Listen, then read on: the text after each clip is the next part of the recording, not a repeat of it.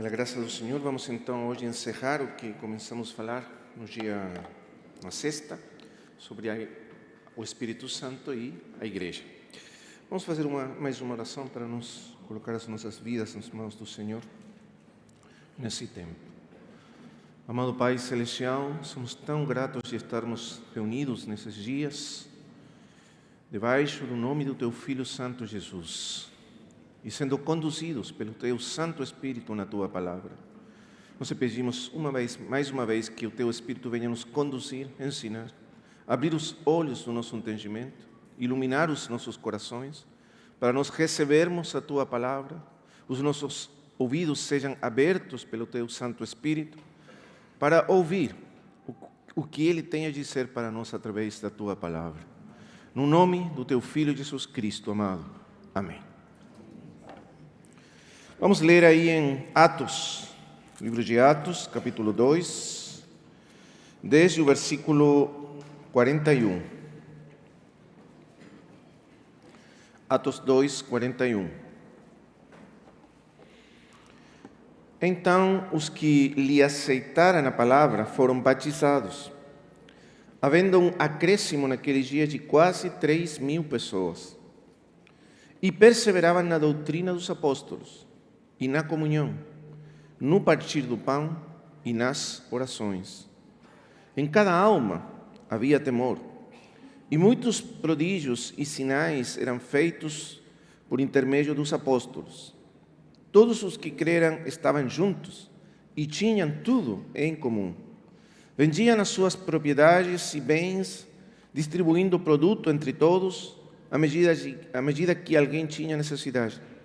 Diariamente perseveravam unânimes no templo, partiam pão de casa em casa e tomavam as suas refeições com alegria e singeleza de coração, louvando a Deus e contando com a simpatia de todo o povo. Enquanto isso, acrescentava-lhes o Senhor, dia a dia, os que iam sendo salvos. Vamos ler até aí. Estamos falando então do momento glorioso, transcendental, essencial, quando o Espírito Santo foi derramado pela primeira vez na história do mundo, e foi derramado sobre a igreja para começar a edificação e o estabelecimento da igreja do Senhor ao longo desta presente dispensação, até a igreja ser edificada e acabada segundo o propósito de Deus em Cristo. Tudo começou aí com a vinda do Espírito Santo. Se nós pudermos enfocar o livro de outra maneira, o livro de Atos, os irmãos sabem que o nome do livro, Atos, tem a ver com, quando os irmãos leem o título do livro, diz aí Atos dos Apóstolos. E claro, de alguma maneira o livro trata dos atos de alguns apóstolos, mais especificamente de 2 apóstolos. A primeira parte o apóstolo Pedro e a segunda parte o apóstolo Paulo e os cooperadores deles. Mas está focado principalmente no serviço de 2 apóstolos. Então, não poderíamos falar de que, falando em geral, os atos de todos os apóstolos, mas apenas do primeiro, que é Pedro, o apostolado de Pedro para os judeus e logo o apostolado de Paulo para os gentios. Mas, na verdade, o livro não fala dos atos dos apóstolos nesse sentido. Esse foi o título que foi colocado na história da igreja. Mas se nós pudermos colocar outro nome, alguns colocam um nome, claro, muito mais destacado do que os apóstolos, o livro fala dos atos do Espírito Santo. E começa com o derramamento do Espírito Santo e logo todo o que vai ser desenvolvido produto da vinda do Espírito Santo. Todos os atos dos apóstolos, da igreja, dos irmãos, daí para frente, são o efeito da vinda, o produto da vinda do Espírito Santo e o enchimento do Espírito Santo na igreja. Mas também outra maneira de considerar o livro é que ele nos fala dos atos de Cristo exaltado, entronizado. Isso também é muito certo no livro, porque o livro começa com a entronização do Senhor Jesus Cristo. Começa nos dizendo, dando testemunho de Cristo, o Senhor ter sido entronizado, exaltado na direita de Deus como Rei e Cristo e Senhor sobre todas as coisas. Então, de alguma maneira, o livro fala dos atos de Cristo entronizado. E nós podemos entender isso porque o primeiro versículo de Lucas, do livro, Atos 1:1, diz assim: escrevi, primeiro livro, o Teófilo, relatando todas as coisas que Jesus começou a fazer e a ensinar. Veja a ênfase de Lucas aí. Jesus começou a fazer e a ensinar. Esses são os dias do Senhor na sua encarnação, os dias da sua humilhação na carne. Mas agora ele está exaltado, glorificado, ressuscitado, e ele continua a fazer e ensinar. Mas agora ele continua seu ministério entronizado através do seu Santo Espírito na terra. Então nós temos que entender que a vinda do Espírito Santo significa também que Cristo vem no Espírito, trazendo ou manifestando o seu governo no trono, através da igreja, no mundo. A igreja é o corpo de Cristo na terra e ela está unida com a sua cabeça nos céus. A igreja está caminhando na terra, tem uns pés na terra, mas ela está unida com o trono de Cristo nos céus. E Cristo está habitando e governando e caminhando na terra, atuando ainda na terra através do seu corpo na terra, que é a igreja, por meio do seu Santo Espírito. Isso é muito importante entender, irmãos. O Espírito nunca atua separado de Cristo. O Espírito veio para representar a Cristo na igreja e para expressar a plenitude de Cristo na igreja. O Espírito veio para representar os interesses de Cristo no mundo. Claro, Ele é, como nós falamos ontem, Ele é a terceira pessoa da Trindade. Ele é Deus da mesma natureza de Deus, da mesma glória de Deus, da mesma, vamos dizer assim, da mesma qualidade de Deus. Ele não tem nada inferior a respeito do Pai e do Filho. Nós precisamos entender isso. Ele não é uma terceira pessoa no sentido de terceira categoria. Isso seria muito errado para nós entender assim. Ele é da mesma natureza divina do Pai e do Filho. Igual ao Pai e ao Filho em glória, em poder, em majestade, em divindade, em todos os atributos de Deus. E merece, tanto como o Pai e o Filho, ser adorado e reconhecido como Deus por nós. Da mesma maneira. Porque nós adoramos Deus na unidade da Trindade e na Trindade da unidade. É muito importante entender isso. Alguns irmãos perguntam, nós podemos adorar o Espírito Santo? A pergunta seria, como não poderíamos adorá-lo se Ele é Deus? E Deus merece a nossa adoração. Você não pode separar o Espírito do Pai e do Filho. Quando você adora a Deus na Trindade, sempre. Entendemos isso? Muito bem.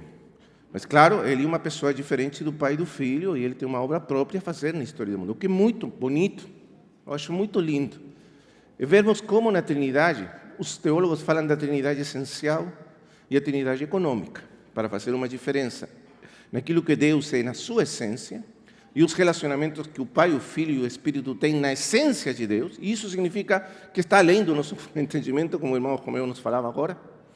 A Trindade essencial está além do nosso entendimento. O que é Deus na sua essência? Nós sabemos alguma coisa por analogia das coisas criadas. Mas o que é Deus nele mesmo está além do entendimento humano. Essa é a Trindade essencial. Mas também existe a Trindade econômica. Quer dizer, o que Deus faz no seu relacionamento com o mundo que Ele criou. E aí, nesse relacionamento com o mundo que Deus criou, cada uma das pessoas divinas tem uma obra própria. E o que fica muito lindo vendo isso, é como nessa Trindade econômica, essa é a palavra que usa a Escritura para falar da dispensação, a palavra dispensação que usa Paulo. Aí quando fala da dispensação, do cumprimento dos tempos, em Efésios capítulo 1, a palavra é a oikonomia, ou a economia do cumprimento dos tempos. Então, na economia de Deus, na dispensação do propósito eterno de Deus, que inclui eleição, criação, redenção, glorificação, tudo isso está incluído na dispensação do propósito eterno de Deus, ou a economia do propósito eterno de Deus. Nessa economia, cada uma das pessoas assume um rol, um papel, uma função específica. O que fica muito lindo ver aí é que nessa economia o pai se sujeita ao filho. O filho se sujeita ao pai e se faz servo obediente do pai em tudo. E fica sujeito ao governo, à autoridade do pai em tudo. Assim aparece encarnado na história do mundo. E também se sujeita ao Espírito. Você pode ver isso principalmente em Lucas. Tudo que o Senhor fez na sua vida terrenal, Ele fez sujeito ao Espírito Santo, governado, enviado, dirigido em tudo pelo Espírito Santo de Deus. Mas agora, no seguinte passo da dispensação da economia de Deus, quando Cristo foi entronizado, agora o Espírito se coloca sob os interesses do Senhor Jesus Cristo exaltado. Não é isso lindo? Eles são iguais em poder, em glória, em majestade, em tudo, mas sujeitam uns aos outros na economia e na obra que eles fazem na história do mundo. Isso é tão lindo para nós entendermos que sujeição não significa inferioridade. Quando você se sujeita a outro, não significa que você é inferior a esse outro. Significa simplesmente o arranjo de Deus para as coisas. E as mulheres, por exemplo, quando se pede as irmãs se sujeitarem a seus maridos, não significa que as irmãs são inferiores em nada, as mulheres inferiores em nada aos homens. Significa simplesmente o arranjo. E também uma honra. E faz parte da imagem de Deus a sujeição. Porque o filho se sujeita ao pai, sendo igual ao pai. E o Espírito se sujeita ao filho, sendo igual ao filho, em tudo. Então, na presente dispensação, o Espírito está sujeito aos interesses do Filho. Que lindo, não é? Portanto, o Espírito não fala nada dele mesmo. Quer dizer, como se ele fosse independente, ele fala tudo a partir daquilo que o Filho quer falar. E ele vem para revelar o Filho. E ele vem para glorificar ao Filho. E o interesse do Espírito é glorificar Jesus Cristo na vida da igreja. E aí está o foco do Espírito na presente dispensação. Então, ele representa os interesses do trono de Deus. E ele quem age e executa a vontade do trono aqui na terra. Isso fica muito claro no livro de Apocalipse. Vamos ler alguns textos aí no livro de Apocalipse para ver isso. Capítulo 4, versículo 5. Apocalipse 4, 5.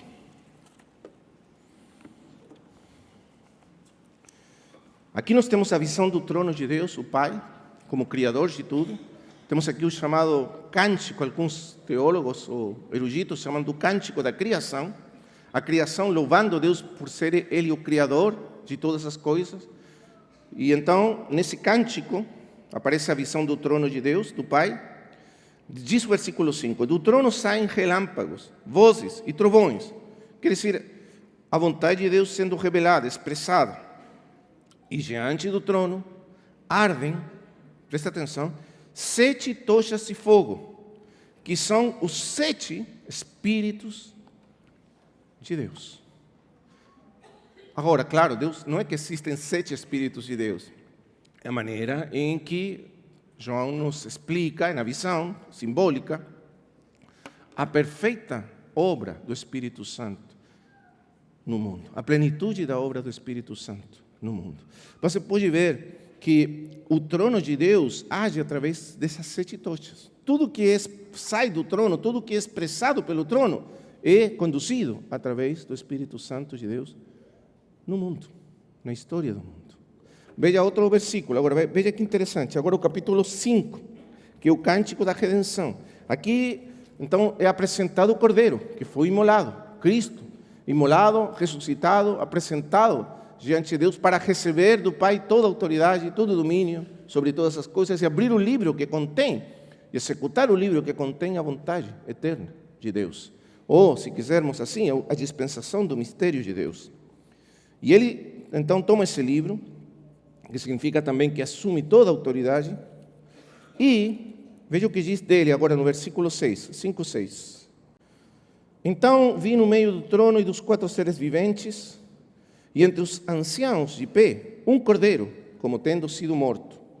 Ele tinha 7 chifres, que significa plenitude de poder, e bem como 7 olhos, e agora presta atenção, que são os 7 Espíritos de Deus enviados por toda a terra. Agora, esses Espíritos que são tochas, que ardem diante do trono de Deus, estão nele. E são 7 olhos enviados por ele ao mundo. E isso nos fala de Cristo desde o trono, quando ele assume a autoridade sobre todas as coisas, ele enviou seu Espírito que representa ele em plenitude. São os 7 olhos que estão no Cordeiro.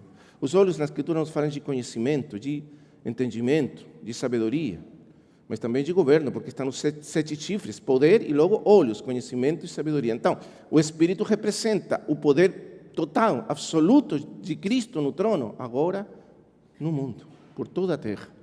E também a sabedoria e o conhecimento absoluto de Cristo por toda a terra.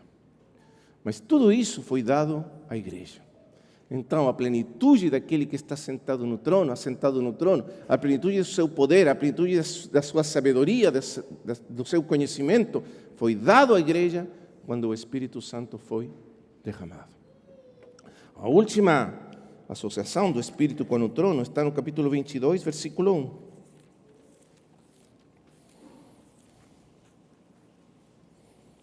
Então, capítulo 22, versículo 1, me mostrou o rio da água da vida. O rio da água da vida. Veja aí o artigo. Não é um rio mais, é o rio da água da vida. O único rio da água da vida, do qual procede toda a vida que existe.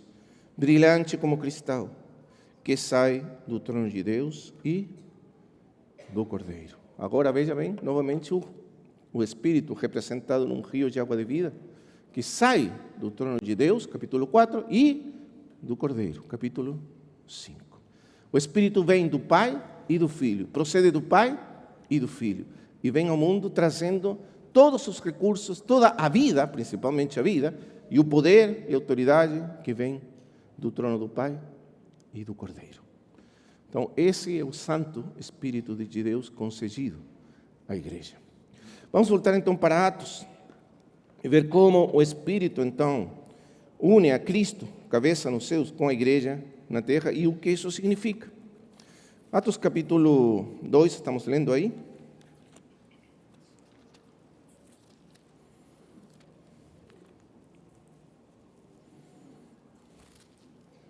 Depois de Pedro pregar, então, o Evangelho e vir aquela convicção do Espírito Santo, e aí está claramente a primeira marca da presença do Espírito, a convicção de pecado. É Ele que convence de pecado o mundo, que traz arrependimento ao mundo, aos homens quando escutam o Evangelho. Se Ele não estiver presente, nunca haveria arrependimento, nunca haveria convicção de pecado. É Ele que faz isso. E Ele dá testemunho junto conosco. Quando nós damos testemunho de Jesus Cristo, é o Espírito que testifica junto conosco. E isso o Senhor falou para os apóstolos. Quando venha o Espírito, Ele dará testemunho juntamente convosco. Nós somos testemunhas, os apóstolos eram testemunhas, mas esse testemunho que nós damos precisa do testemunho do Espírito Santo acrescentado, porque senão nunca produziria o efeito de trazer salvação, convicção de pecado, arrependimento. É porque o Espírito testifica juntamente conosco que se produz a salvação das pessoas que escutam o Evangelho. Então ele é o principal testemunho. Nós vemos aqui o Espírito dando testemunho junto com Pedro, dos fatos essenciais, principais a respeito do Senhor Jesus, e isso é o Evangelho.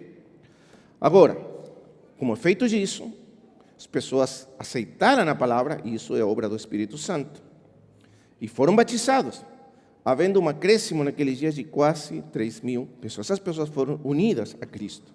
Isso é o que faz o Espírito por nós, Ele nos une com Cristo. Não apenas nos regenera, não apenas nos sela, como falamos ontem, não apenas nos renova o coração, mas Ele nos une com Cristo ressuscitado e glorificado, e somos unidos pelo Espírito com Cristo. E como somos unidos com Cristo, todos no mesmo Espírito, também somos unidos uns com os outros no mesmo corpo. E todos somos batizados, unidos uns com os outros no Espírito, no mesmo corpo, o corpo de Cristo. Essa é a obra do Espírito Santo. Ele nos une uns com os outros, e nos une com Cristo, a cabeça, e uns com os outros, unidos com a mesma cabeça que é Cristo, e assim formamos o corpo de Cristo. E então vamos ver agora, a partir do versículo 42, o que alguns irmãos chamam dos 4 fundamentos, os 4 pilares, as 4 colunas da igreja. Mas vamos vê-las desde o ponto de vista da operação, do trabalho do Espírito Santo.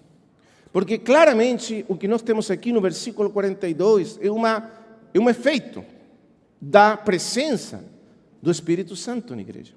Essas são marcas do Espírito Santo habitando, enchendo a igreja. Elas estão presentes, essas colunas, esses fundamentos estão presentes, vivos, reais, quando o Espírito Santo está enchendo a igreja. Se o Espírito não estiver enchendo a igreja, elas não poderiam estar presentes, porque são marcas do Espírito, da vida do Espírito na igreja, da presença, do agir do Espírito, da operação do Espírito na igreja. E por isso todas estão, vamos dizer assim, encabeçadas por um verbo. Todas elas. E perseveravam. Essa palavra, perseverar, é a primeira marca da presença real do Espírito na vida da igreja. Perseverança. Nós não poderíamos perseverar se o Espírito não estivesse conosco. Ele que produz em nós a perseverança. O que é a perseverança? O que significa perseverar em alguma coisa? Significa que você fica persistentemente, constantemente, sem desanimar, sem desencorajar, continua fazendo a mesma coisa. Você tem ânimo, força, atitude, tem compromisso, tem zelo, tem paixão. E por causa disso você continua fazendo e não desanima, não desencoraja, mesmo frente às dificuldades. O que o irmão Romeu estava nos falando hoje sobre 2 Coríntios 4, 5, quando fala que Paulo, mesmo enfrentando ou afrontando tanta dificuldade, tanta situação difícil, contrária, ele continua. Isso não é uma coisa humana. Não é porque Paulo era um grande homem, com uma força de vontade assim tão... Não. É pelo Espírito Santo de Deus. É uma coragem, é uma força, é um alento que vem do Espírito Santo de Deus. É sobrenatural. A perseverança da igreja, irmãos, é uma coisa sobrenatural. E é dada pelo Espírito Santo de Deus.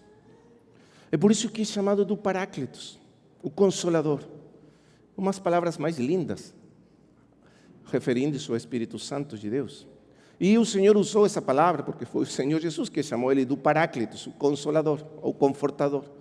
Usou aí em João, né?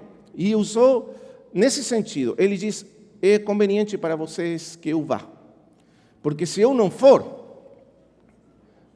para o Pai, através da morte e ressurreição, porque ele estava falando de deixar eles. Já não teria mais o Senhor com eles presente, fisicamente presente. Então ele diz, convém para vós que eu vá. Agora é muito difícil de entender. Com que sentido poderia convenir para não ser conveniente para nós que o Senhor não estivesse conosco?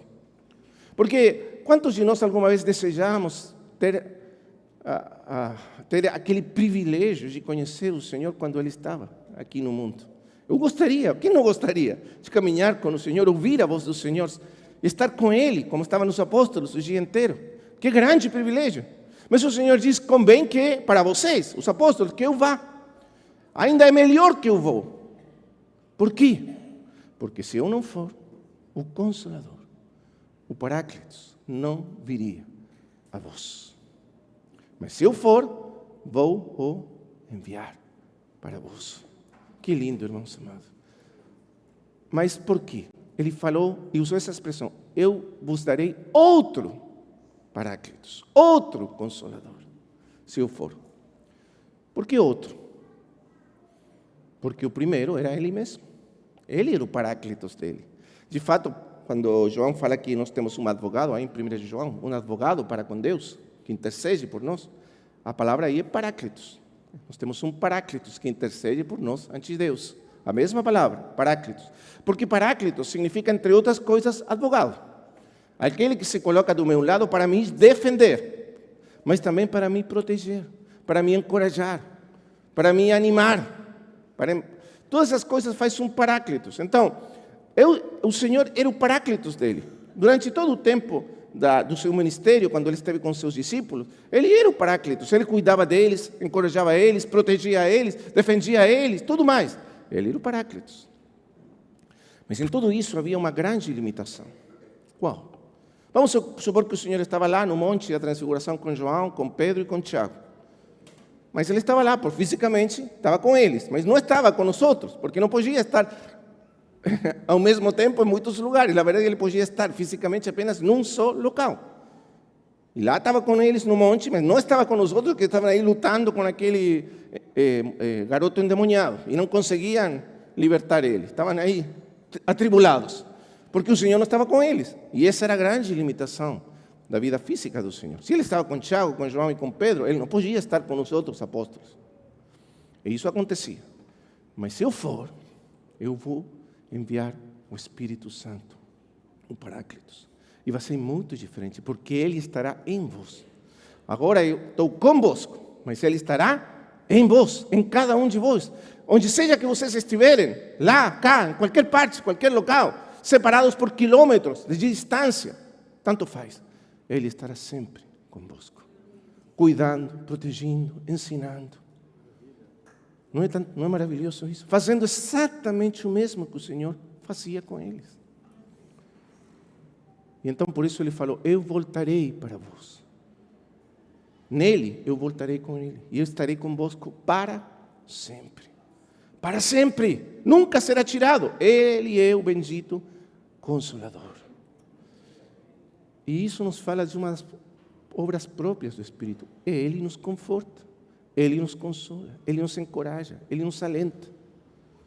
Irmãos amados, quantas vezes você estava aí numa situação difícil, numa tribulação, como falávamos hoje, como falava o irmão Romeu hoje, numa oposição do diabo, dos inimigos. Você estava desanimado, estava aí, e você sente uma coragem, sente uma força interior que sobe, um alento, você não sabe como o temor dissipa, as trevas vão embora, você é levantado novamente. É o Espírito Santo nos confortando.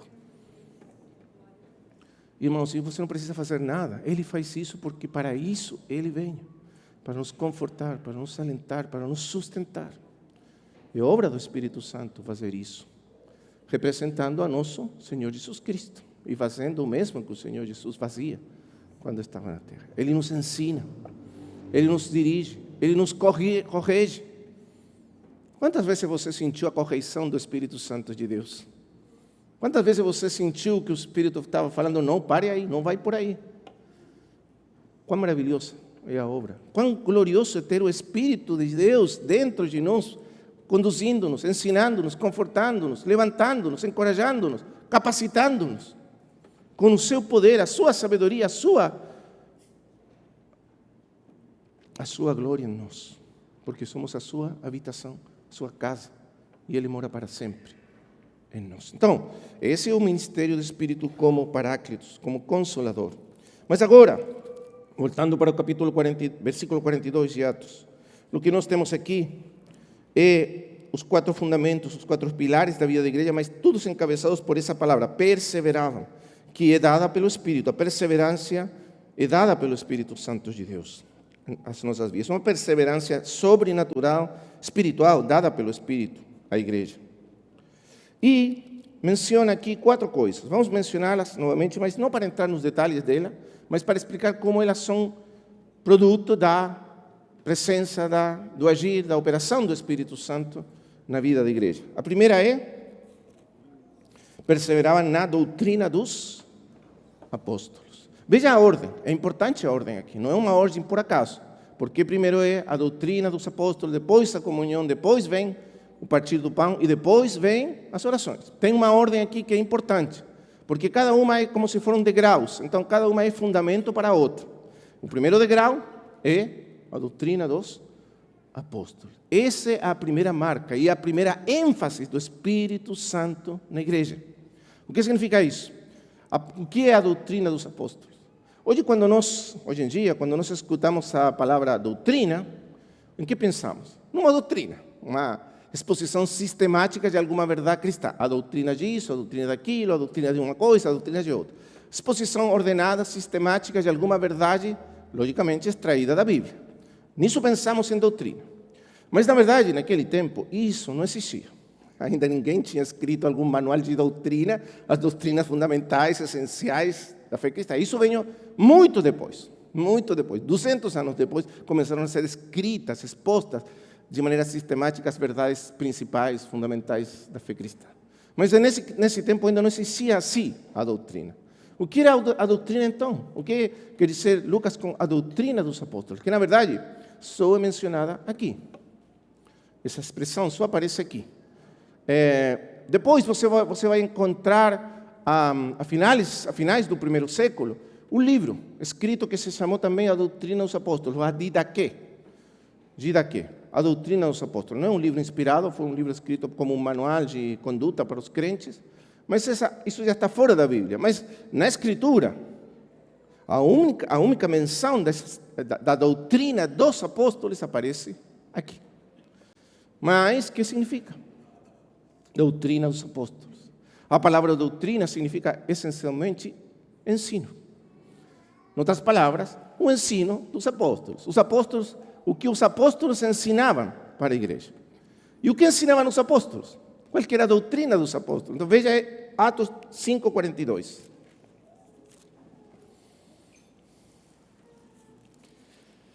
Atos 5:42. E todos os dias,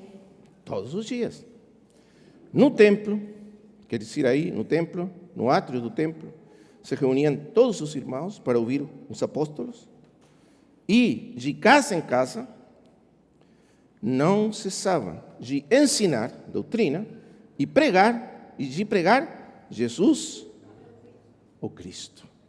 Então, qual que era a doutrina dos apóstolos? Jesus, o Cristo.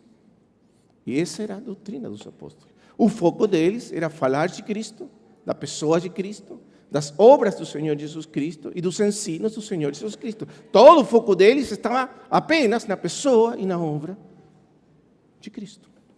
E essa era, basicamente, a doutrina dos apóstolos. Então, veja a ênfase do Espírito Santo. O Espírito Santo fazia com que a igreja perseverasse no conhecimento de Jesus Cristo, na visão de Jesus Cristo, na palavra dos apóstolos sobre quem? Sobre Jesus Cristo. Não é isso maravilhoso? Esse é o foco do Espírito Santo. É isso que o Espírito Santo traz para a igreja. Nos enfoca em Cristo. Cristo é o primeiro, Cristo é o centro. A palavra que fala de Cristo está no centro. É a palavra pregada, ensinada, mas que nos traz para quê? Não é a palavra falando de isso, daquilo, temas, assuntos, ainda teológicos, ainda doutrinários, como entendemos hoje. Não é isso. É Cristo. É Cristo. É a glória de Cristo. É a grandeza de Cristo. É a obra de Cristo por nós. Tudo que Cristo é, tudo que Cristo fez. Esse era o foco central da igreja nos primeiros dias da sua existência, através do ministério da palavra. E essa era a ênfase primeira do Espírito Santo de Deus. Ele nos foca em Cristo. Por quê? Porque é assim que Ele nos transforma. Nós falamos isso ontem. Se nós não tivermos nosso foco em Cristo, como poderíamos ser santificados? Como poderíamos sermos transformados? É apenas quando estamos olhando para Cristo e contemplando Cristo e conhecendo Cristo através do ministério da palavra, essa é a ênfase, é que somos transformados à imagem do Senhor Jesus Cristo. Esse é o propósito eterno de Deus. Ele nos predestinou para sermos conformados à imagem do seu Filho. E todo o foco do Espírito Santo está nisso, nos transformar à imagem de Jesus Cristo. Mas para que isso possa acontecer, nós precisamos ter o nosso foco no Senhor Jesus Cristo. Agora, o irmão John Owen, não sei se os irmãos ouviram falar do irmão John Owen, foi um grande mestre, pregador puritano lá pelo século XVII. E num dos seus livros ele disse uma coisa muito importante. Ele diz assim: o Espírito Santo trabalha em nós, conosco, mas nunca sem nós. Vou repetir. O Espírito Santo trabalha em nós, conosco, mas nunca sem nós. O que quer dizer isso? Que toda a obra, a operação, o trabalhar do Espírito nas nossas vidas se faz com a nossa cooperação. Nunca é automático. Nunca é simplesmente acontece. Se nós não aprendermos como cooperar com o Espírito na obra que Ele faz em nós, essa obra não vai ser feita. Por isso é tão importante nós cooperarmos com o Espírito Santo. Então, a nossa parte qual que é? A parte dos que ensinam a palavra, a parte dos que pregam a palavra. Qual que é a nossa parte? A parte dos apóstolos. Qual que é? Focar os olhos da igreja em Cristo. Essa é a nossa parte. O Espírito nos ajuda. É o Espírito que vai trabalhar conosco e através de nós. Mas a nossa parte é compreender que o foco da igreja está em Cristo e cooperar com o Espírito Santo nisso. Capítulo 8 de Romanos. Você tem o capítulo 7. No capítulo 7 nós poderíamos definir assim: a mente posta na carne. Quando nossa mente está posta na carne, está posta aí no capítulo 7 na lei de Deus, o que falamos ontem. Tentando obedecer, guardar a lei, aí você não consegue nada, porque a sua mente está colocada na carne. Quer dizer, quando você coloca a sua mente, o foco da mente, aí a palavra colocar a mente, capítulo 8 de Romanos, A palavra grega é phronesis, significa o foco da mente. Phroneo, o verbo, phronesis, o substantivo. Significa o foco da mente, aquilo que a mente foca constantemente. Esse foco, essa palavra grega aí, se ele está colocado na carne, significa que está colocado, como nos falava hoje Romeu, em você mesmo. Nos seus recursos, nas suas possibilidades, no seu poder ou não poder para fazer uma coisa ou não fazer, o que você consegue, você mesmo. As suas debilidades, fraquezas, as suas limitações, os seus próprios pecados. A mente posta na carne. Não estamos falando da mente posta no pecado, apenas na carne. Você está olhando para a lei de Deus, tentando cumpri-la pelos seus próprios esforços, então você tem a sua mente colocada na carne. Logo no capítulo 8, a mente no espírito. Qual que é a diferença? Você já não está olhando para si mesmo, nem olhando para suas possibilidades, recursos, capacidades, poder ou qualquer coisa de você. O foco da sua mente está em Cristo, na obra de Cristo. O que Cristo é, o que Cristo fez por nós. Essa é a mente posta no Espírito. Você entende? Por que é tão importante isso? Porque quando a nossa mente está colocada no Espírito, e a mente no Espírito é a mente colocada em Cristo, é isso que faz o Espírito, é sinônimo. A mente está colocada em Cristo apenas, na obra de Cristo, o que Cristo faz, o que Cristo é. Então, o Espírito, através dessa visão de Cristo, o Espírito nos capacita para vencer a lei do pecado que está em nós. Você entende isso? E através da visão de Cristo, o constante focar em Cristo, que nós somos capacitados pelo Espírito para viver a mesma vida de Cristo aqui na terra. E assim a vida ressurreta do Senhor nos capacita, nos transforma, nos vivifica. E somos libertados da lei do pecado e da morte. Então, é muito importante entender que o foco no Espírito, a mente no Espírito para Paulo, significa a mente em Cristo. E através desse olhar constantemente para Cristo, o Espírito que nos vivifica, e nos capacita, e nos transforma. E somos transformados de glória em glória, na imagem do Senhor Jesus Cristo pelo Espírito Santo de Deus. Por isso, irmãos, é tão importante o que nós fazemos com as nossas mentes, dia a dia, hora tras hora após hora. Por quê? Porque nossa mente sempre está vagueando. Está para lá, está por cá, está aqui, está lá. Nós estamos assistindo um filme, estamos assistindo um seriado, estamos ouvindo os jornais, e nossa mente vai. Mas quanto a nossa mente tem sido disciplinada para focar em Cristo? Porque quanto mais focarmos a mente, aí fala da frônesis, a mente focada em Cristo, mais de Cristo o Espírito manifestará na nossa vida. Muitas das vezes, irmãos, nosso costume é ouvir a palavra. Hoje, por exemplo, ouvimos a palavra, estamos focados, ouvindo a palavra, e aí o Espírito está trabalhando em nós. Você percebe o Espírito trabalhando quando você foca em Cristo. Mas depois sai lá na fora e você esquece, e já começa a sua mente a vaguear uma coisa, outra, o que vem amanhã, o trabalho, a família. Eu não estou falando que isso não é importante, mas se apenas só isso encher a nossa mente o dia inteiro, então depois nós pensamos, por que a minha vida com Cristo é tão fraca? Por que o Senhor parece sumir de mim depois que eu vou embora da reunião? A sua mente saiu, desenfocou. Então, por isso o que estamos falando aqui é do hábito da mente. Sabe o que é um hábito? Aquilo que nós fazemos automaticamente. Aquilo que você nem precisa pensar para fazer. O hábito. Então, o hábito da mente tem que ser renovado para ela voltar automaticamente, constantemente para Cristo. E isso faz o Espírito por nós. Então, eles perseveravam. Em quê? Na doutrina dos apóstolos, na visão de Cristo. É isso que João diz na sua primeira carta. Veja como ele descreve o testemunho, a doutrina, o ensino dos apóstolos. João capítulo 1, versículo 1 de João, capítulo 1, versículo 1. O que era desde o princípio, o que temos ouvido, o que temos visto com os nossos próprios olhos e que contemplamos e as nossas mãos apalparam com respeito ao verbo da vida. Essa é a doutrina dos apóstolos. O que vimos, o que tocamos, contemplamos, apalpamos, é Cristo. A nossa experiência com Cristo, que nós fomos testemunhas dele. Esse era o ensino. dos apóstolos.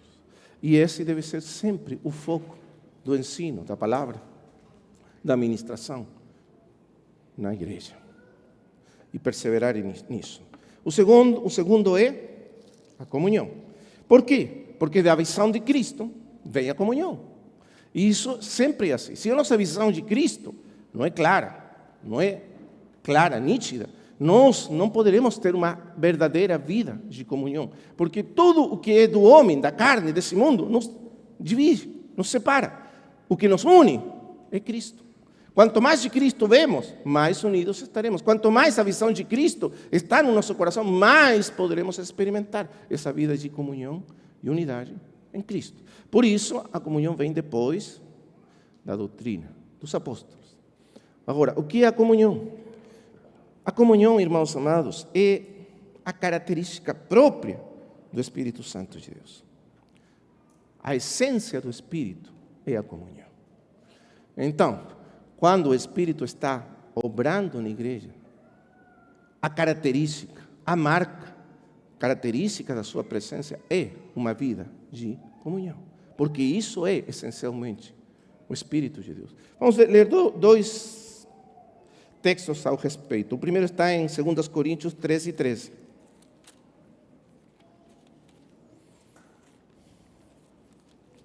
Veja o versículo 13. A graça do Senhor Jesus Cristo. Aqui temos que se chama de uma doxologia, uma bênção. O amor de Deus e a comunhão do Espírito Santo sejam com todos vós. E aqui temos uma menção da Trindade.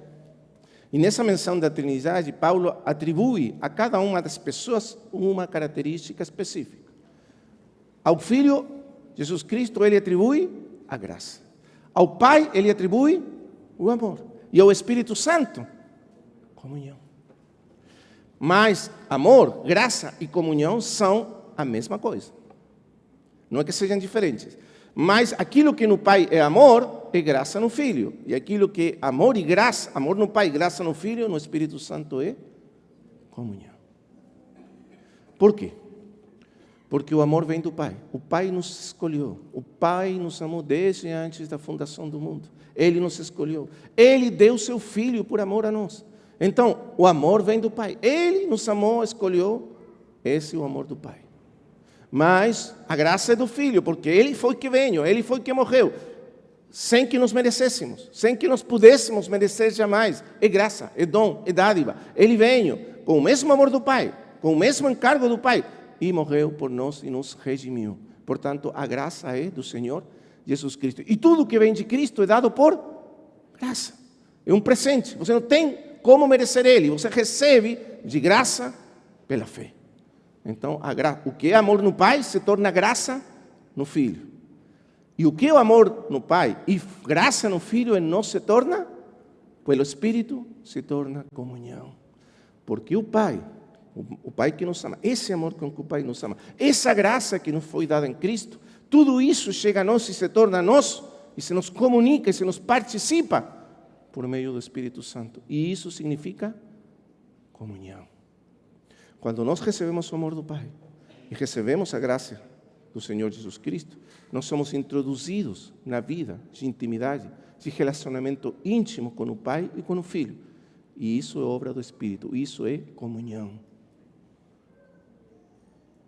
Estas coisas nós falamos para vocês, diz João, aí no texto que nós acabamos de ler, para que vós também tenhais comunhão conosco.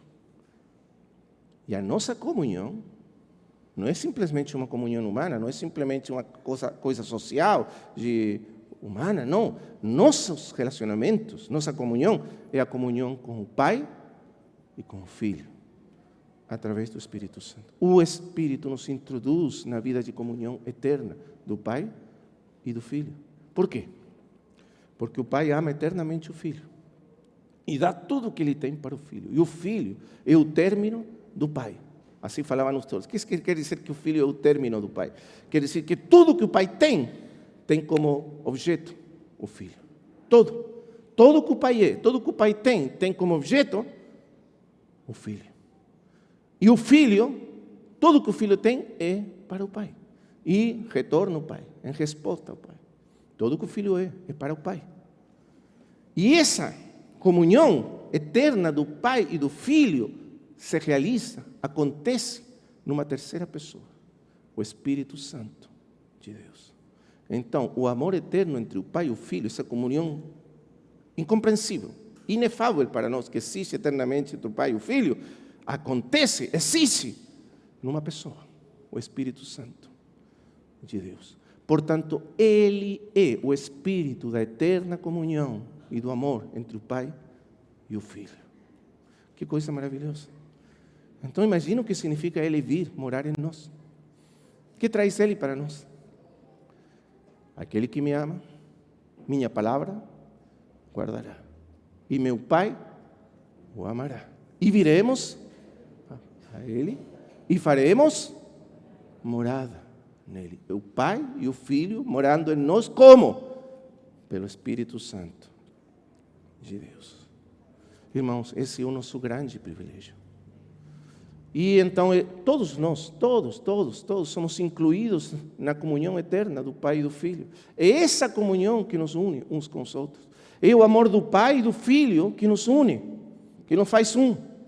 Esse amor, vamos dizer, irradia de nós para outros e nos une com outros. E esse amor sobrenatural que nós percebemos, sentimos para com outros irmãos, não é uma coisa humana, não é algo que se produz no coração humano, não é afinidade humana, não é porque eu gosto desse irmão, não gosto desse irmão, parece-me um bom irmão, esse não gosto desse outro. Não, é espiritual, é divina. Nós somos atraídos uns aos outros pelo Espírito Santo de Deus, porque somos introduzidos no amor eterno do Pai e do Filho. Você entende isso? Por isso, irmãos, não existe nada mais santo na igreja que os nossos relacionamentos. A igreja é essencialmente um organismo relacional, de comunhão. É isso que é a igreja. A igreja não é uma organização humana, não é uma organização para fazer isso, aquilo, estamos juntos para pregar o Evangelho, tá? Temos que pregar, mas não é isso. Não estamos organizados juntos para pregar o Evangelho, ou para alcançar os perdidos, ou para cuidar das pessoas que têm necessidade, ou ainda para escutar pregações, ou para cantar. Não, principalmente estamos unidos uns com os outros, porque o Espírito criou entre nós vínculos eternos de comunhão. Porque é isso que faz o Espírito Santo. Ele é o Espírito que une eternamente ao Pai e ao Filho. Imagina, numa unidade indestrutível, inefável. Esse mesmo Espírito nos une uns com os outros de uma maneira indestrutível. Porque isso é o Espírito. Por isso, Paulo diz no capítulo 4, que nós devemos estar solícitos em guardar o quê? A unidade do Espírito. Guardar o que o Espírito nos deu, guardar o que o Espírito nos concedeu. Essa unidade entre nós é uma unidade do Espírito Santo de Deus. Mas quando nós não guardamos isso, quando existem entre nós divisões, brigas, competências, ou concorrências, ou rivalidades e coisas dessas, nós estamos literalmente, e isso que Paulo diz, entristecendo ao Espírito Santo de Deus. Porque o Espírito Santo da comunhão. Veja comigo em Efésios.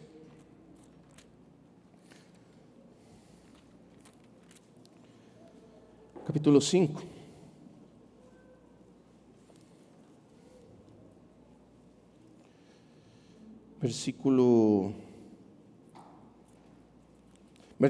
Capítulo 4, versículo 30. 4:30. Diz assim: E não entristeçais o Espírito de Deus, no qual foste selado para o dia da redenção. Nós falamos ontem do zelo, o selo do Espírito. Mas veja aqui, veja agora. Longe de vós, porque isto é o que entristece o Espírito Santo. Que coisas? Longe de vós, toda amargura, e cólera, ira, e gritaria, e blasfêmias, e bem assim, toda malícia. Todas essas coisas entristecem o Espírito Santo de Deus, porque atentam contra a comunhão que Ele criou entre nós. Porque nos separam, nos dividem. Estão em contra do que Ele é na sua essência. Então veja as coisas aqui. E aqui parece que fossem crescendo. Não? Primeiro, a amargura. Amargura o que é? você começa a deixar que dentro do seu coração surge alguma coisa contra um irmão. Amargura. Ele me fez isso, como falava Romeu, ele não me cumprimentou. Aí você começa a acrescentar pensamentos. O diabo está agindo aí. Ele não me cumprimentou porque... E você começa a imaginar coisas. Aí, aos poucos, essa amargura começa a se tornar permanente. Você começa a criar uma amargura contra o irmão. Da amargura, que é interior, surge a cólera, a ira.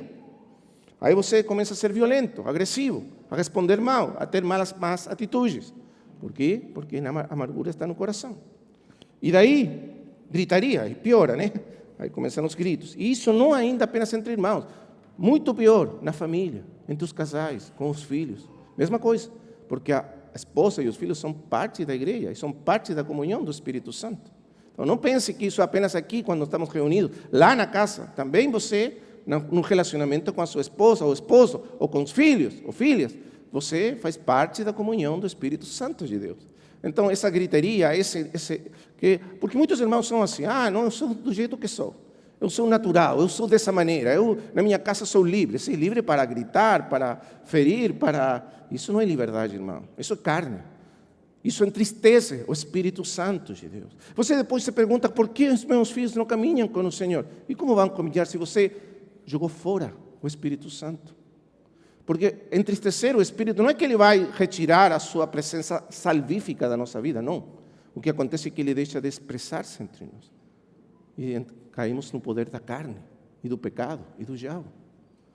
Então você pergunta, por que os meus filhos não caminham com o Senhor? Porque você nunca deixou o Espírito governar a sua casa. Porque permitiu que a amargura, a gritaria, a cólera, a ira e todas essas coisas entrassem. Ainda nem sequer com os irmãos, muitas das vezes, com a esposa, os filhos, às vezes o que nós fazemos é levar a nossa amargura com algum irmão para casa. E aqui nós não falamos, mas ainda falamos, esse irmão, ou aquele irmão. Quantos de nós temos esse hábito de falar mal dos irmãos diante dos nossos filhos? Mas veja uma coisa, você está semeando destruição na vida dos seus filhos. Porque você está tirando deles a fé, a confiança na igreja. Na igreja são todos hipócritas. Na igreja são todos mentirosos. Por quê? Porque você semeou isso. Entende? Quão importante o que está falando Paulo aqui. Não entristeçais o Espírito Santo de Deus. Nem na igreja, nem na nossa família, na nossa casa. E por isso ele diz, e blasfêmias, pior ainda, e malícia. Sabe o que é malícia? O que significa malícia? É pensar mal de outro. Viu que às vezes nós temos esse hábito de interpretar sempre mal as ações de outros? E pensar o pior dos outros? Malícia. Mas o amor é benigno. O amor sempre pensa o melhor do outro. Esse é o amor. Assim é o amor, diz Paulo, 1 aos Coríntios, capítulo 3. Ele sempre pensa o que é melhor, não o que é mal, o que é melhor do outro. Isso é amor. O amor de Cristo, o amor do Espírito. Portanto, ele diz, o contrário é, sejam uns para com os outros benignos. Essa é a comunhão do Espírito. Sejam benignos. Pensai o bom do outro. Compassivos. Quer dizer, tendo capacidade de entender e aceitar e suportar as fraquezas e ainda as ofensas dos outros. Compassivos. Perdoando-vos uns aos outros, como também Deus vos perdoou em Cristo. Comunhão do Espírito Santo. Salmo 133. Lembra o Salmo? Eu não posso citar em português e cor, eu tenho decorado ele em espanhol, mas mais ou menos deve ser o mesmo. Quão bom, quão agradável, aceitável é habitar os irmãos juntos em harmonia. Quão bom. Mas veja a explicação. O que é isso? O que significa essa harmonia? Habitações juntos em harmonia. Significa isto. É como aquele bom óleo sobre a cabeça do sumo sacerdote, Arão. Quem é o nosso sumo sacerdote verdadeiro? É o Cristo. A cabeça foi ungida com azeite santo da unção, com óleo santo da unção. O óleo santo da unção é o óleo do Espírito. Ele foi ungido, mas ele não apenas foi ungido. Dele, esse óleo santo desce por todo o corpo, por todas as vestes, e unge o corpo inteiro. nós fomos ungidos com o óleo santo que foi derramado sobre o nosso bendito Senhor, a cabeça. E dele desceu para nós e unge todo o corpo. E como se manifesta isso? Em que estamos juntos e habitando juntos em harmonia. E então, nessa harmonia, nessa vida de harmonia, de comunhão, Deus envia bênção e vida eterna. Isso é maravilhoso. Comunhão do Espírito Santo de Deus. Então, a segunda marca dessa vida do Espírito, estamos cheios do Espírito, uma vida de comunhão. E isso nós precisamos preservar, guardar zelosamente. Zelosamente. Porque é o mais santo que nós temos entre nós. Terceiro, o partir do pão. Não vou entrar na explicação, o irmão Romeu acho que já deu uma boa explicação sobre a importância do partir do pão. Mas, só acrescentar uma coisa. O partir do pão é o momento supremo de adoração e intimidade da igreja. Não existe outro momento mais íntimo e mais elevado de adoração a Deus através de Cristo do que o partir do pão. E o Espírito Santo, ele está edificando a casa de Deus, como pedras vivas. E Pedro diz que nós somos casa de Deus para sermos habitação de Deus. Paulo diz no capítulo 2 de Efésios que somos habitação de Deus pelo Espírito Santo de Deus. E agora nós não oferecemos mais sacrifícios vivos, porque isso já não é preciso, apenas um sacrifício era necessário e já foi oferecido, o sacrifício de Cristo por nós, mas agora todos nós como sacerdotes, ministrando na casa de Deus, que é a igreja, oferecemos sacrifícios espirituais. E o maior dos sacrifícios espirituais que oferecemos é a nossa adoração.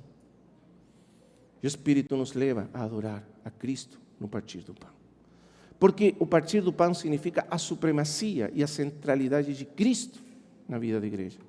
Quando nós estamos reunidos em torno à mesa, está o pão, o cálice, o que nós estamos dizendo nessa reunião é que Cristo é o único centro da nossa vida, a nossa devoção, a nossa adoração. Não existe mais centro. Nós não estamos reunidos por causa de um ministério que é empolgante, não estamos reunidos por causa de uma doutrina ou por causa de um conjunto de, vamos dizer assim, de práticas ou uma tradição. Não. A única causa da nossa reunião é Ele, é Cristo, e Ele está no centro de tudo. E isso é adoração. E o Espírito nos leva a adorar a Cristo, a partir do pão. E, finalmente, orações. O que é oração? O que significa oração? No capítulo 5 de Apocalipse, naquela visão do Cordeiro entronizado, imolado, entronizado, você pode ver que quando ele toma o livro da mão do Pai, todas as hostes celestiais se prostram diante dele, os 24 anciãos se prostram diante dele, e todos adoram ao Cordeiro, tanto assim como adoram Deus, agora adoram o Cordeiro. E diz que eles têm nas mãos cálices, cheios de incenso, que são as orações dos santos. Você lembra dessa expressão aí? O que significa isso? Que agora, por causa de Cristo, por causa do Cordeiro, por causa do seu sacrifício, Ele abriu um caminho para nós sermos ouvidos no trono de Deus. E Ele conduz as nossas orações para o trono de Deus, porque Ele é o nosso sumo sacerdote. E Ele apresenta nossas orações como próprias. E então agora os céus estão abertos, ouvindo o que a igreja ora na terra, por causa de Cristo. Oração significa que então a igreja coopera com Cristo nos céus, para o cumprimento da vontade de Deus. Cooperação significa que tudo o que Cristo faz, por incrível que pareça, o faz em resposta a orações da igreja. Agora, como a igreja poderia alinhar-se com o cabeça? Nós somos tão carnais. Quem sabe orar como convém? Quem sabe pedir exatamente o que Cristo quer ir lá no céu? Quem sabe expressar essa vontade? Como podemos fazer isso, então? Veja que maravilha. O Espírito nos ajuda na nossa fraqueza. Porque nós não sabemos orar como convém, mas o Espírito mesmo, o próprio Espírito nos ajuda na nossa fraqueza. Ele intercede dentro de nós com gemidos que não são expressáveis. Mas aquele que está no trono sabe qual que é a intenção do Espírito. porque conforme a vontade eterna de Deus, Ele intercede por nós. Que maravilha, irmãos. Que maravilha, irmãos. O Espírito acrescenta a sua intercessão a nós. Aperfeiçoa a nossa intercessão fraca, ruim. Tantas vezes nós pedimos o que não convém, o que não é certo para nós. Nem sabemos o que é certo para nós. Mas Ele sabe exatamente o que nós precisamos, porque nos ama e quer o melhor para nós, segundo a vontade e o propósito eterno de Deus. Então Ele acrescenta a sua intercessão à nossa, aperfeiçoa a nossa intercessão, e ela chega ao trono de Deus. O Senhor Jesus Cristo, como sumo sacerdote, apresenta essa oração ao Pai, e essa oração sempre será respondida, porque isso é que é garantido pelo sacerdócio do Senhor Jesus Cristo. Irmãos, que maravilha. Por isso perseveravam nas orações. E um sinal característico, uma marca característica de uma igreja vivificada pelo Espírito é a oração. Porque quando a igreja não ora, o que acontece? Que a igreja não tem mais fé em que as orações serão respondidas. Porque se você acreditasse realmente que o céu está escutando o que você pede aqui na terra, o que você faria? Nunca deixaria de pedir. Irmãos amados, nenhum dos grandes governantes desse mundo, nenhum dos grandes reis, presidentes, tem acesso ao trono que está lá nos céus. Mas nós temos. E podemos ser escutados por o trono soberano do universo, onde Cristo reina, unido conosco. Que privilégio maior pode ser esse? E isso vê você claramente no livro de Atos. A igreja ora e o céu atua na terra, resposta à oração da terra.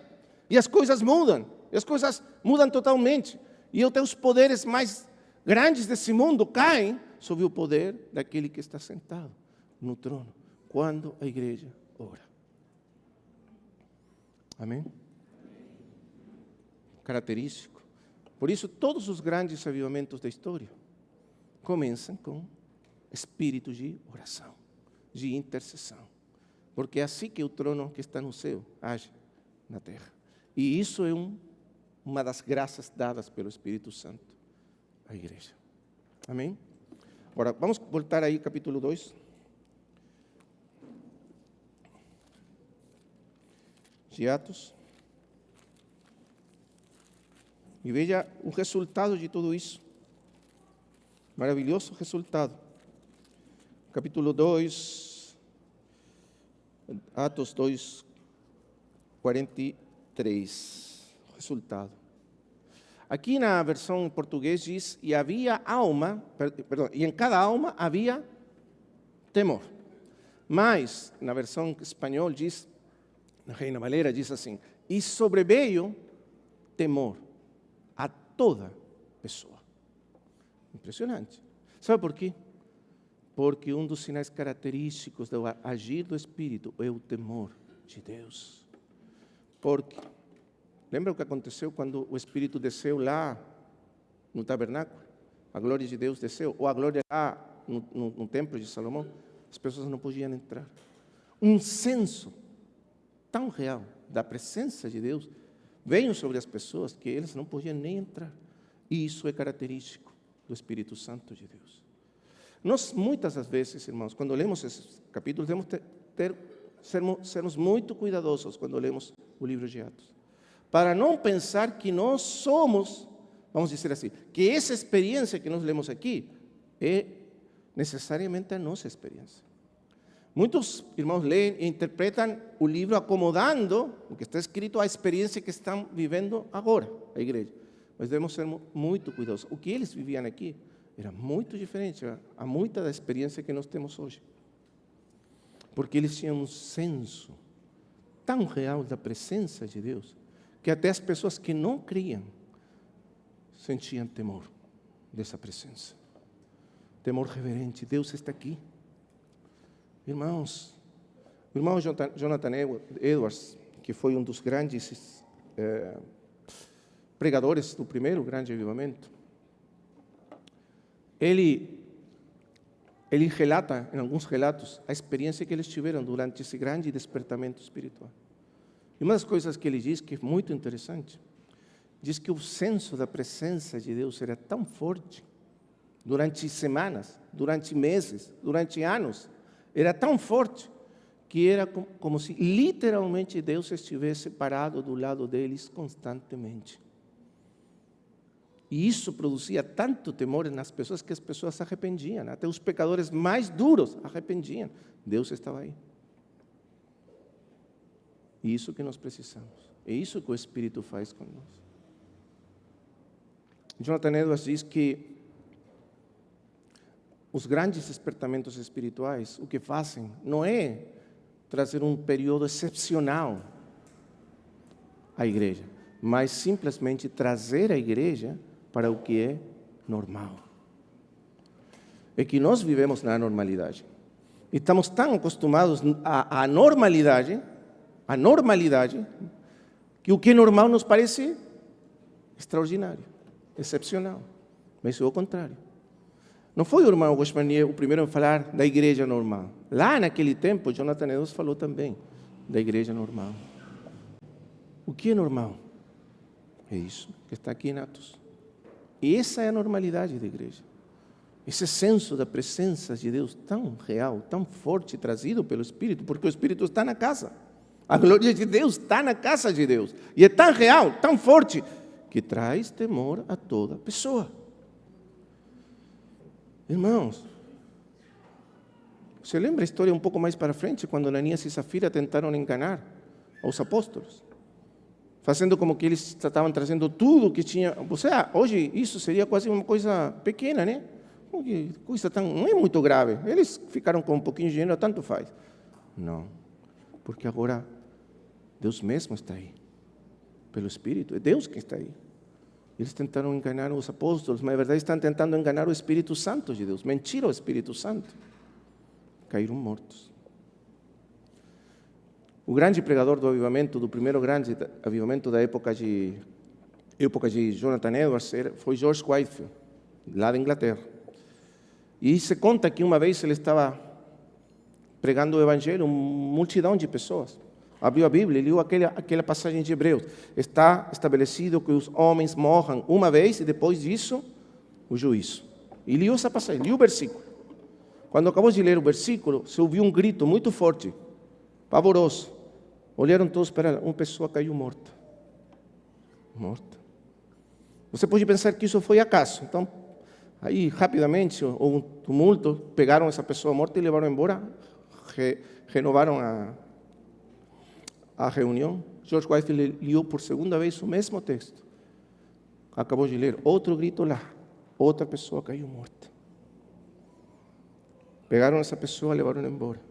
Já não é casualidade, já não parece casualidade.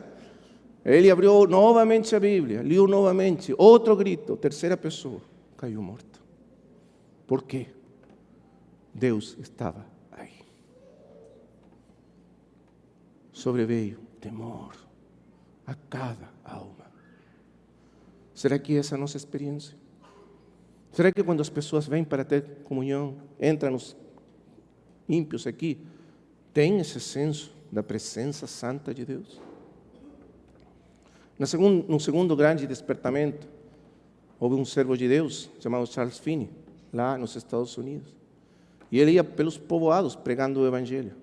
E se conta que quando ele chegava num povoado, começava a pregar a palavra, 50 quilômetros lá fora, pelo campo, passavam pessoas no cavalo, caminhando, e as pessoas sentiam o senso da presença de Deus tão forte que caíam de joelhos, chorando e arrependendo-se dos seus pecados. Você crê que isso é anormal? Que isso não poderia acontecer nunca mais? Não, meus irmãos. Isso é o normal. O Senhor agindo através da igreja, o Senhor atuando através da igreja, o Senhor se manifestando poderosamente através da igreja. O Senhor dos céus e da terra. Toda potestade me foi dada nos céus e não apenas nos céus, irmãos amados, não esqueça disso, na terra.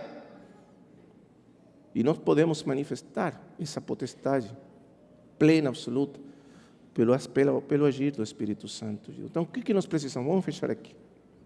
Nós precisamos ser atentos e responsivos, responder como convém, como deve ser a presença e a operação do Espírito Santo de Deus. Primeiro, sermos conscientes de que Ele está aqui. Eu penso que a pessoa mais negligenciada na experiência diária da igreja é o Espírito Santo de Deus. Quanto negligenciamos o Espírito Santo de Deus? Quanto pouco levamos a conta? Às vezes lá no Chile, estou falando no Chile, não aqui, no Chile.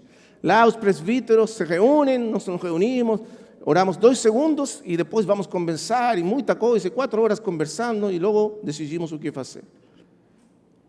E o Espírito Santo? Onde está Ele? Será que nós levamos a conta a sua presença? Que Ele é Ele, o Senhor da igreja? Que a sua voz deve ser escutada na igreja? Que nós precisamos ouvir Ele para Ele agir na igreja?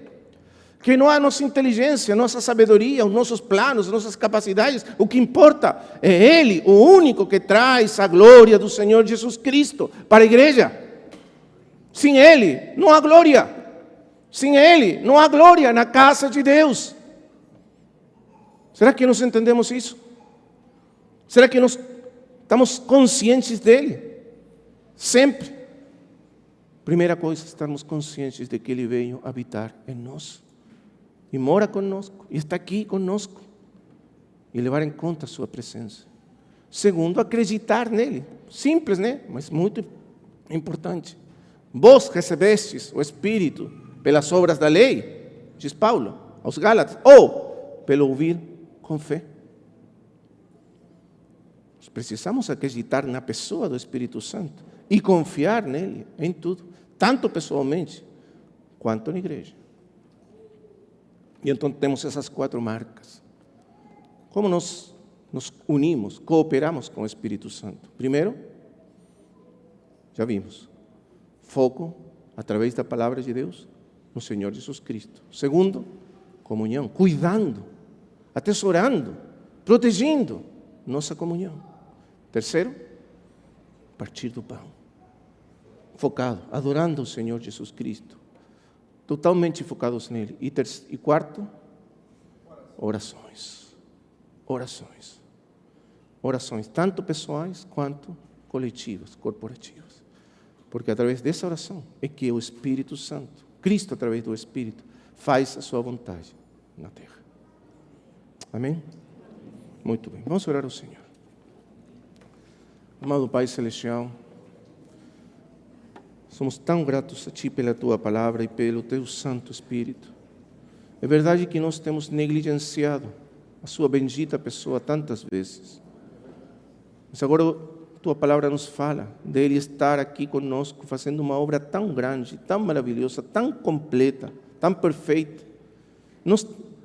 A nossa tendência é depender tanto de nós, da nossa carne, nossos recursos, nossas habilidades, nossa sabedoria, nossa inteligência, nossa força, nosso poder e tanta coisa que está em nós, mas tudo isso é errado, nada disso é necessário.